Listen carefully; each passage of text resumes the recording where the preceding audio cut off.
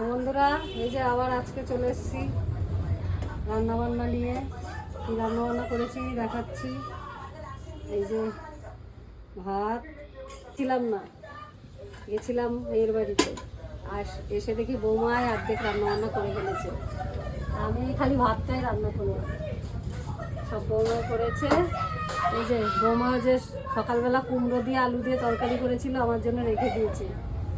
কালকে মোচার ঘন্টও রান্না করেছিল, এই যে মোচার ঘন্ট অল্প করে আছে।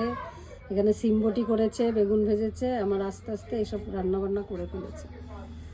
তাই তোমাদের দাদাভাইকে দিচ্ছি, প্রথমে দিয়ে দিই সিমবটি। কালকে খেয়েছে তো, থাক আমি খেয়ে নেব। বেগুন ভাজা, ছোট ট্যাংরা মাছ, আর হলো সিম দিয়ে ছোট্ট ছোট ছোট করে সিম কেটেছে বৌমা। আর এই যে আজকে একদম হালকা পাতলা রান্না বান্না, বেশি পদ নেই।